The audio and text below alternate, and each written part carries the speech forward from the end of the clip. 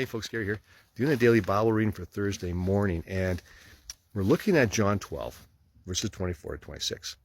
And in this, Jesus is answering the request to meet with these Greeks. So he answered the first part. We talked about that yesterday. Here's the second part, and here's what he says. Truly, truly, I say to you, unless a grain of wheat falls into the earth and dies, it remains alone. But if it dies, it bears much fruit.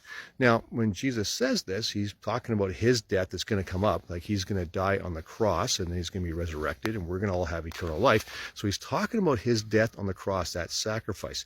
He's talking about Lazarus's death when he died and then was resurrected, and many believe there's a massive harvest because of the resurrection of Lazarus.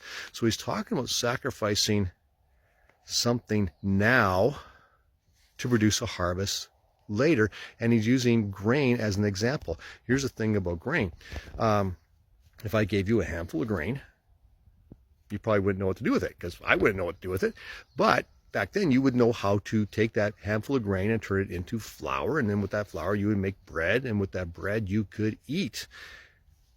And if you just have a sack of grain in front of you and that's all you have, you're going to be really tempted to eat it all, to use that for nothing but making bread. But if you don't sacrifice a portion of that to plant, you're not going to have any grain in the future.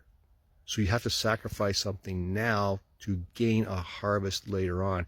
And Jesus is that sacrifice for that harvest that God brings in and being you and me, our salvation. So he talks about that, but he also talks about us as well as his disciples, that we also have to be willing to lay down our lives for him, to sacrifice for him, to say, not necessarily physically lay down our lives, well, that may happen, but to sacrifice what we value in this present world in order to receive his harvest in the future. That we don't value what's going on right now so much that we miss what God has for us. Let me just continue on with it. It says, whoever loves his life loses it. If you love this so much, you're going to end up losing it anyways.